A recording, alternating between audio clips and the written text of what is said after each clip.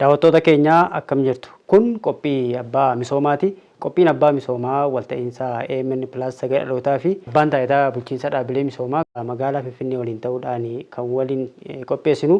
Har'a qophii keenya kan bara kanaa guduunfaa itti gochuudhaa fi hoogganaa itti aanaa dhaabbilee misooma magaalaa Finfinnee obbo Dirribaa waliin turtii kan taasifnu. Hanga xumuraa sagantaa keenyaatti nu faana taasisaniin jenna. Nu faana bu'a. Ayyamoo taatanii qophii keenya waliin turre kanarratti guduunfaatti gochuu fi argamuu keessaniif maqaa daawwattoota keenyaan guddoo galatoomaa isiniin jenna. Isinis galatooma carraa kennitaniif. Abbaa misoomaa jennee dhaabbilee keessattuu abbaan taayitaa hoogganu irra guddaatti irra deddeemnee hojjetaa turre. Kanaanis immoo daawwattoonni keenya muuxannoo guddaa irraa argataniiru. Mee haalli to'annoo kennaa turtan maal fakkaata? Abbaan taayitaa dhaabbilee misoomaa magaalaa Finfinnee akka magaalaa Finfinnee mootummaa magaalichaa bakka bu'uudhaan dhaabbilee misoomaa maallaqaa mootummaa magaalaa kanaan hundeeffaman abbummaadhaan akka to'atu, akka bulchuu, hojii isaanii akka hordofu, bu'aa qabeessa akka ta'an, dorgoma akka ta'an deeggarsaa fi hordoffii hin godha. To'annoo isin geggeessa. Dhaabbileen kun torba turanii guutummaan guututti kan mootummaa kan ta'an amma 8ffaan dabalameera. Indastiraal paarkii Galaangurraa kan jedhamu inni itti dabalame amma 8 ta'aniiru. Isaan kana qofaas odoo hin ta'in immoo kan amma addaan baasne dhaabbiloonni biraa kan mootummaan parsantii guutummaan guututti otoo baatellee parsantii 80 70 60 inni keessaa qabus addaan baasne isas hordoffii geggeessaa jirra. Hordoffii kana keessatti dhaabbileewwan kun kaayyoo magaalichi yookaan bulchiinsi magaalaa isaan hundeesseef akka isaan mirkaneessan, bu'aa qabeessa akka ta'an, carraa hojii akka uuman, sochii amma tokkoon isaanii qulqullummaatti bu'aa buusuudhaaf kan hundeeffaman jiru. Tokkoon isaanii immoo tajaajila uummanni magaalichaa barbaadu kennaati. Galii achirraa argamuun akka of bulchan ta'e baay'achuu baatellee akka du'aan deemne immoo bu'aa qabeessa akka isaan ta'an hojjetamaa jira. Kanaaf akkuma amala isaaniitii fi akkuma kaayyoo isaan ittiin hundeeffamanitti akka isaan bu'aa qabeessas ta'anii matas tajaajilan deeggarsi barbaachisu godhamaafii jira. Baruma baraan immoo akka isaan bu'aa qabeessa ta'anii karoorri isaanii ni ilaalama, raawwiin isaanii ni hordofama.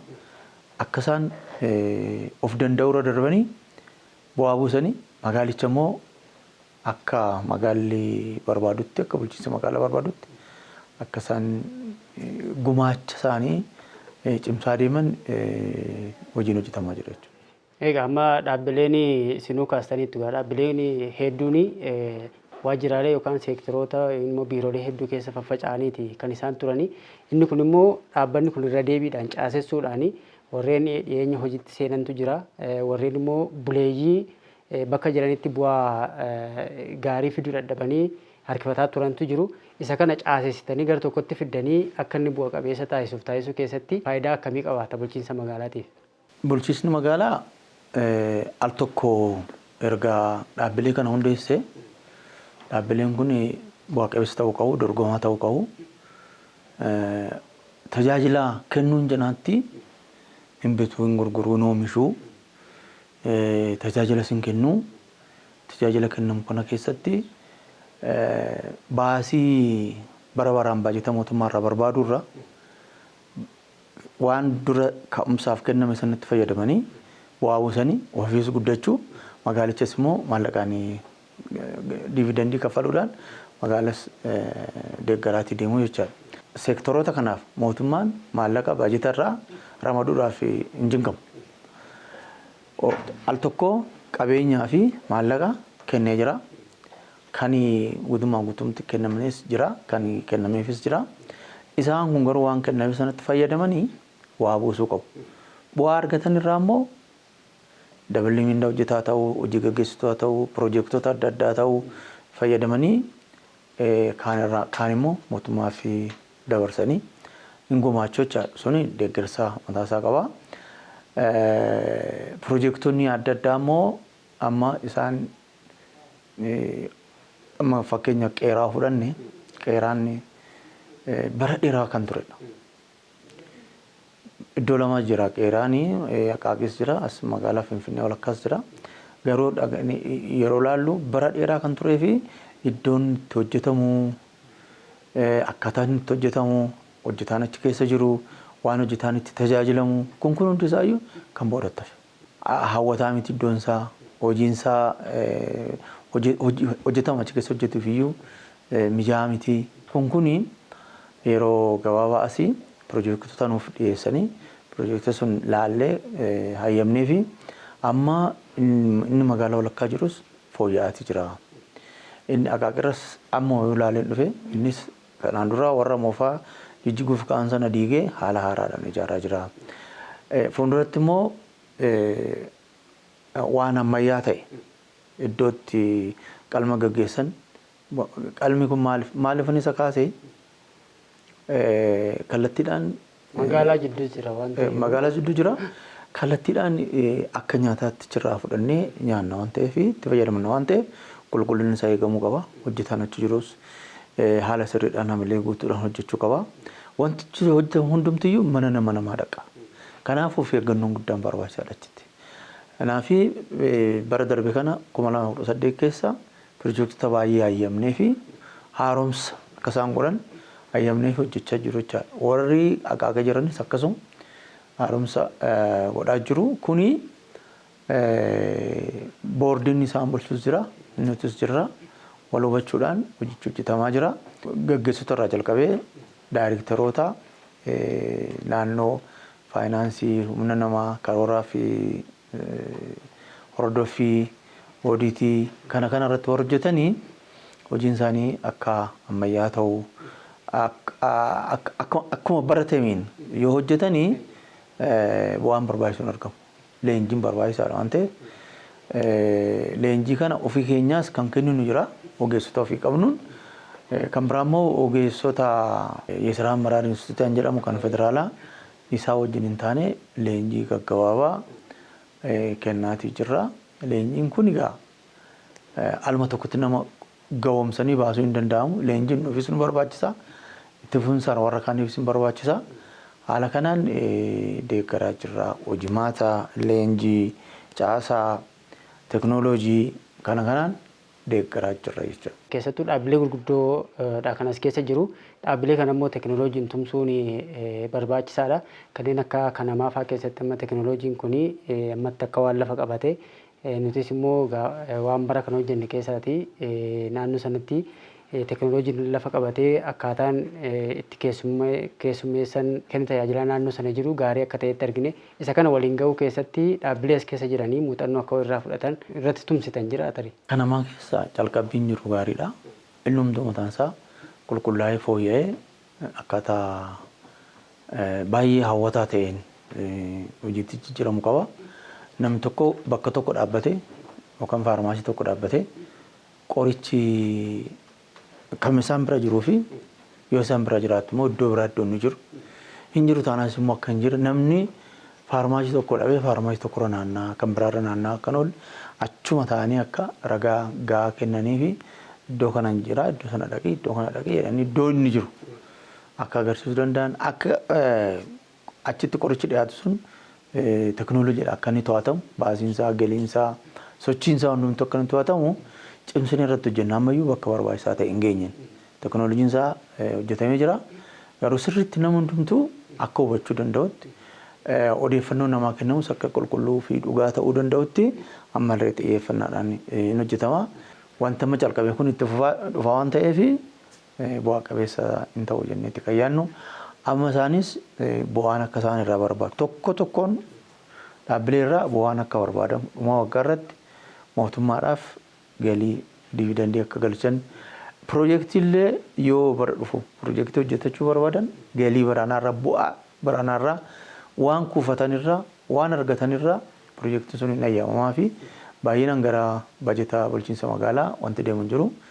Isuma kana keessaa kanuma ofii hojjetan keessaa akka dhaabbilee misooma akka abbaa taayitaatti nuti ilaallee qaamni hayyamuu qabu hayyamee of ijaaraa of guddisaa akka isaan deemuu danda'anitti kan diriiree jira sirni isaa. Dhaabbileen daldalaa hojiilee daldalaa keessattuu rakkoon dhiyeessii qaala'insi jireenyaa akka hin uumamnee fi hojii gurguddaadha kan isaan hojjetaa jiranis isa kana itti fufsiisuudhaa fi keessattuu mooraawwan yookaan bakkeewwan gurgurtaa ulaa Finfinnee 5 irratti bakkeewwan kuusaa midhaanii kan irratti yeroo ayyaanaa fi yeroo idilee haala wal fakkaataadhaan uummanni akka argatuu fi isa kana tumsuu keessatti dhaabbanni keessan deeggarsa akkuma dura kaastan to'annoo odiitii garaagaraa taasisuu keessatti maal fakkaata?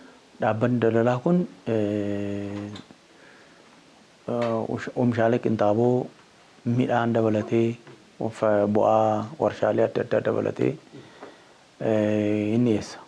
Kan dhiyeessu gatii madaalawaadhaan biteet akka daldalaatti otoo hin ta'in bu'aa irraa argatu maarjinii isaa dhiphisee akka inni hawaasa bira gahu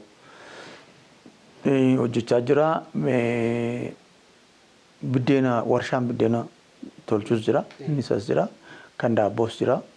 Isaan kan hundumaa walitti qabeetti bulchaa jira. Gaafa dura jalqabamu amma na babal'atee jiru.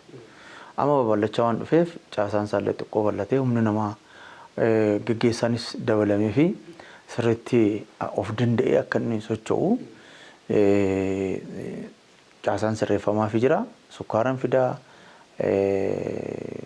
zayitii, paastaa, makoroonii waan baay'ee xaafii, kuduraa fuduraa tokko tokko kana dhiyeessa.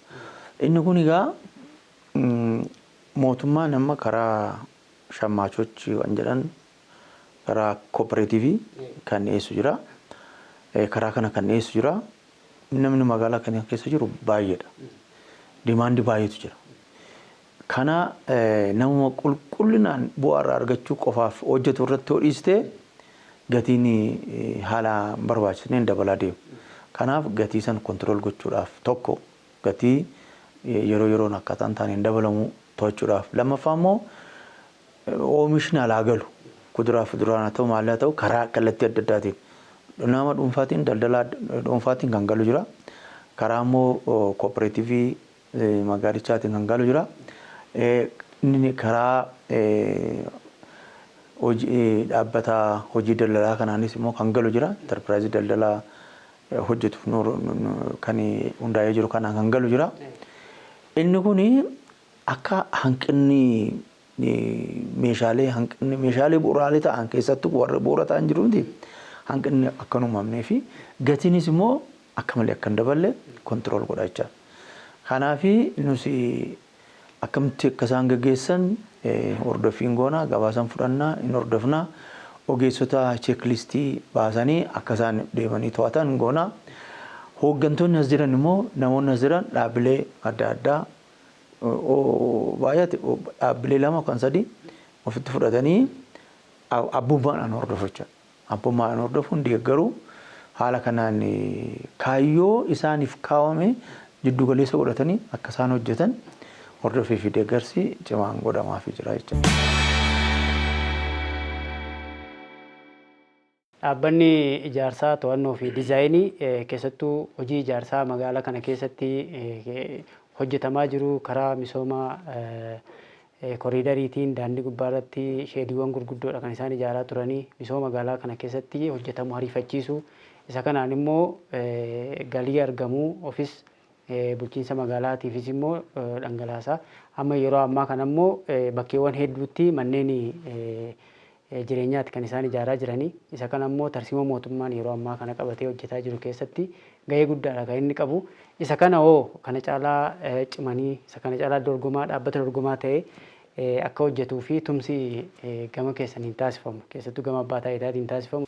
Dhaabbanni ijaarsaa fi gorsaa magaalaa kana keessa jiru kan Oromiyaas kan federaalas wal bira qabnee yoo ilaallu ganaa waan baay'eetu isaaf. sadarkaa gadaanaa irra jira jechuu hin danda'amu.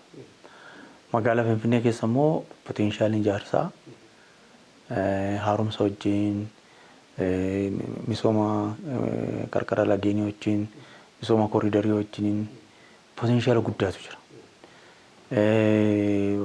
Ijaarsa adda addaa sababa adda addaatiin hin ijaarama jechuudha. Kana keessaa dhaabbanni kun reefuu keessa qabachaati ijaaraati of cimsaati dhufe. Kanaafi calqabbii namarra jiru gaariidha. Kana caala garuu akka inni guddatee magaalaa kana keessatti ijaarsi gatiin ijaarsaa kan itti tasgabbaa'u fi akkaataa bulchiinsi magaalichaa barbaaduun immoo iddoo xiyyeeffannootti kennamutti xiyyeeffannoon kenname akka dafee ariifatee xumurama gochuu irratti of qopheesseera. Muuxannoo argateera. Hojii koriidarii hojjetee jira, waan adda addaa hojjetee jira. Amma immoo gara fooqii ijaaruutti daandii ijaaruutti kanatti galaa jira. Asfaaltii ga'utti jecha. Kan biraa suweereejii magaalaa kana direneejii suweereejii kana rakkoo magaalaa Finfinnee tokko rakkoo bo'oo dhangala'aa sirrii ta'e qabaachuu irratti waan baay'ee nuuf aduubatti nuuf. Kanaaf isa kanas akka inni hojjetu caasaadhaan waan adda addaa fooyyessine maandeetiin isaallee dabalame caasaan isaallee cimee akka inni gara hojiitti seenu qophiin godhamaa jira. Muuxannoo kanaan dura aga ammaatti wanni isaan hojjetaa turani guddachaa dhufanii jiru. Galiin isaanis guddateera. Perform gochuun yookiin raawwii hojii raawwachuun isaanis yeroo fooyya'aa dhufeera. Ijaarsa immoo fooqitti darbaniiru, daandiitti darbaniiru kuni jira. Garuu daran sadarkaa daandii asfaaltii irra ga'uu qabu, suweereejii hojjechuu qabu, bishaan boollaa waan adda addaa kan hundumaa hojjechuu qabu waan ta'eef gara sanatti akka isaan guddatan daldalaa hojjechuu qabu. Even waan kana ala ba'ee Oromiyaa Addis Ababa keessatti qofa osoo hin ta'in yookaan Finfinnee keessatti qofa osoo hin ta'in iddoo carraa jirutti fayyadamanii of cimsanii hojjechuudhaaf amma jijjiirama keessa jira jecha. Sirriitti poteenshaalii qabu agarsiisaa hooggansi muuxannoo qabus argame. Kanaaf amma maal godhaa jirraa caasaansaa gara poteenshaalii amma jirutti fayyadamuu nu dandeessisutti fooyyessaa jirra jecha. Hankanaan dura jiru gaariidha. Kana caala garuu bal'atee hojjechuudhaaf waan nuti fooyyessuu qabnu jira. Isa fooyyessaa fi jirra.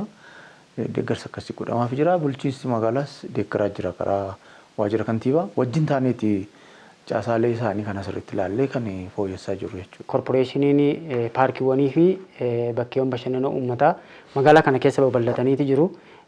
Tuuristoonni yeroo biraa magaalaa kana keessa qubatanii bakkeewwan biraa deemanii bashannananii yeroo ammaa kana magaalaa Finfinnee keessa tursiisuu asitti bashannanuu bulchiinsi magaalaas immoo galii akka argatuu fi gahee guddaadha kan inni qabu. Tuuristoota kana seeraan qabatanii kana caalaa hojiin beeksisaa hojiin hawwattummaa magaalaa kana irratti hojjetamuu fi maal barbaachisa yookaan immoo of eeggannoon tuuristootaaf taasifamuu qabu. Yeroo ammaa kana iji addunyaa baay'inaan gara magaalaa Finfinneeti kan ilaalaati jiru. Isa kana tursiisuu konferensiiwwan gurguddaan magaalaa kana keessattis gaggeeffamaa jiru. Gara fuulduraattis immoo konferensii guddaan fi biyyi keenya qophaa'aati kan isheen jirtu. Isa kana milkeessuuf maal hojjetamuu qaba? Jijjiirama kana asii dhimmi turizimii xiyyeeffannoo argateera.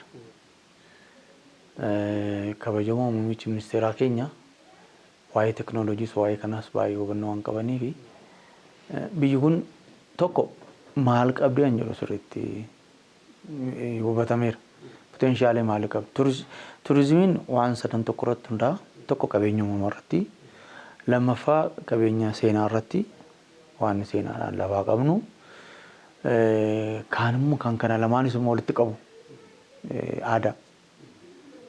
Qabeenya uumamaa, qabeenya seenaa fi akka aadaatti immoo waan qabu. Qabeenya uumamaa magaalaa Finfinnee waan baay'ee qabdi. Paarkonni jiru, laggeen jiru, wantoonni adda addaa teessoo lafa magaalaa jiru naanna'ee jiru kun hundumtiyyuu hawwataadha. Qilleensi magaalaa kana keessa jiru ho'i magaalaa kana keessa jiru baay'ee ho'ee kan nama ifachiisu miti, baay'ee qabanaa'ee kan nama rakkisu miti, eesiillee nama hin barbaachisu. Kanaaf inni kun mataansaa hawwataadha jechaadha. Kana biraan akka aadaatti immoo yoo fudhanne aadaa Itoophiyaa keessa kan jiru, biyya keenya keessa kan jiru hundumtuu magaalaa Finfinnee keessatti aadaan kun ni mul'ata. Isa kana guddisuun barbaachisaa. Seenaadhaanis immoo wantoonni seenaa darbee keessatti hojjetaman waan baay'ee jiru. Isaan kan hundumaa qulqulleessanii baasanii mul'isuudhaa fi iddoo hawwata turistii gochuudhaa fi misooma barbaada. Misoomoo fi qulqullina barbaada. Magaalaa Finfinnee kanaan dura qabeenya qabdu misoomsitee ifatti baaftee qulqullinni isaa eegdee itti fayyadamuu irratti hanqinni kan ture. Kanaaf amma qulqullinni magaalichaas baay'ee fooyya'ee jira.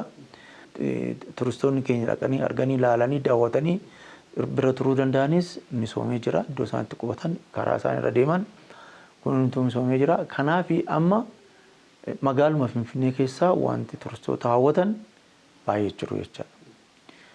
Magaalaa Finfinneetii ala soo ba'an immoo akkuma Itoophiyaatti immoo keessattuu qabeenya uumamaa turistiif ta'uu danda'u waan baay'eetu hojjetan. Duratti innaa keessumaa nutti dhufu eessa agarsiifnaa eessa geessinaa jennee yaaddofna. Amma garuu kam keessaa filannaa eessa geessinaa kam agarsiisnee kam dhiisnaa jenna. Kanaaf humninnaa dhufee tiraanspoortiidhaan, aerooppilaaniidhaan, konkolaataadhaan isas jirus ilaalchisaatii, iddoo biriis ilaalchisaatii akkasitti karoorsuu hin danda'ama. Amma maalidha kan barbaachisu hin jedhu tokko warri paarkonni keenya hojii hojjetamee isaanitti kenname kunuunsuu, eeguu, hawwataa gochuu kun akkuma jirutti jira. Teknooloojiidhaan immoo fayyadamanii beeksisuu akka namni dirqama biyya kana dhufee qofa miti kan baruu qabu. Iddoo taa'utti namni Itoophiyaa innaan dhufe maalan laala jedhee manuma isaa ta'ee akka inni arguu danda'u weebsaayitii adda addaa, onlaayinii adda addaa kana kan hojjechuu qabu.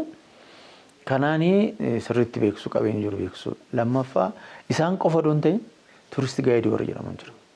Tuuristi gaayidiin kuni isaanis nama qaxaranii qabaachuu hin danda'u. Warri immoo tuur gaayidii ta'anii tuur gaayidiin sun immoo kominikeeshinii uumee warra turistoota fidee dhufee isaan seenaa lafichi qabu waan biyyichi qabu hundumaa itti maatii agarsiisaati beeksisa. Har'a isa dhufeef ennaa beeksistu inni imeejii gaarii fudhatee deeme kun nama biraatti beeksisa jechaadha. Gama kanaan muuxannoon nuti qabnus baay'ee bal'aa miti garuu muuxannoon keenya dabalaa deemuu qaba. Konkolaachisaadhaa jalqabeeti biyya armaan adeemtu konkolaachisaadhaa jalqabee waa'ee biyya isaanii sitti odeessu jechaadha. Waa'ee biyya seenaa biyya isaanii sitti odeessu waan ati ilaaluu qabdu waan gaarii biyyi sun qabu sitti odeessaa deemu. Kana namni hundumtuu irratti hojjechuu qaba. Hundumtuu tuuristi gaayidii tuur gaayidii ta'uu qaba. Namni hundumtuu nama keessumsiisu ta'uu qaba. Maaliif galii irraa arganna? In bulaa hin oola namni akka inni of abdatee birrii tokko malee sodaa tokko malee namni daawwatee akka inni itti gammadee maallaqa baasee itti gammadee humna qabaadhee yoo manni immoo deebi'ee dhufa laata yoo hiriyaa koo haadha manaa koo yookaan ijoollee koo yookaan hiriyoota koo qabadhee yoo inni immoo deebi'ee dhufa laata jedhee akka inni hawwii of keessa bulchutti gaggeessuun nurraa eegama jechuudha. Dhaabbanni egzibiishinii fi giddugalli gabaa dhaabbata buleessa giddugala magaalaa Finfinneettis kan inni argamu. Dhaabbanni suni keessoonsaa waan dulloome fakkaata. Bakki amma agarsiisii bakkeewwan egzibiishinii bakkeewwan agarsiisaa dhiphaallee fakkaata. Isa kana bal'isuun yookaan ammayyeessuun hin danda'amu laata? Hin danda'ama. Innis yeroo dheeraa kan turedha. Egzibiishiniin suni akka kanatti kan itti fufoo ta'e bu'aa qabeessa hin ta'u. Dorgommiidhaalas ta'uu danda'a. Kanaaf investimentii gaafata irratti karoorsine isaanis karoorsuun nuti deeggarree ifin akka bulchiisni magaalaallee deeggaruu gochuudhaan iddoon jiru kun iddoo ijoodha. Kanaaf lafa sanattis fayyadamuudhaaf Kanaan dura muuxannoo argame sanas immoo ol guddisnee akka inni bu'aa qabeessa godhu gochuudhaaf itti karoorfamee babal'achuu qabaanne sirriidha. Bakkee daa'imman itti fiilmii ilaalan, itti baratan, itti shaakalan banameeti kan jiru.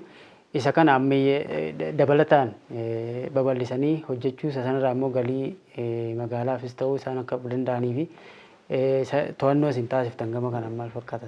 Sinemaan haala ammayyaa ta'een ijaaramee jira. Waan baay'ee leenjiitti kennanii ijoolleen bakka itti daawwattu, iddoo itti shaakaltu, namni gurguddaan akkuma barbaachisutti qophaa'ee jira. Isa kana xiqqoo hanqina rakkina ga'umsa humna namaati kan ture. Isa kana immoo riifoormiidhaan fooyyessaatii jirra. Ogummaa namni qabu achi seenee fiilmiillee haga fiilmii qopheessuu danda'anitti faasilitii achi jiru san hunduma isaatti akka isaan fayyadamuu danda'anii nuti deeggaraa jirra. Wanti barbaachisu guutameera jechuun danda'ama. Garuu dijitaal ta'ee onlaayinii waan adda addaa kun teekinooloojiin guutamaafii jira. Teekinooloojii guutame sanatti fayyadamanii nama immoo sana sochoosu, ogummaa nama sana sochoosu horatanii isaanis humna guutuudhaan keessatti bara 2019 kana keessatti humna guutuudhaan socho'uu jenneeti kan kaayyeffannee jiru jechuudha. Abbaan taayitaa bulchiinsa dhaabbilee misoomaa hojiiwwan bal'aa kana fakkaatan kan isin hojjettanii kan to'annoo taasiftanii gara 2019tti darbuudhaaf waan isinii akka ciminaatti yookaan immoo akka hanqinaatti kan immoo gara fuulduraatti dhaabbilee kana keessatti jajjabeessinaa waan jettanii qabattan asumarraa. Cimina kan jennu dhaabbileen misoomaa bu'aa qabeessa ta'anii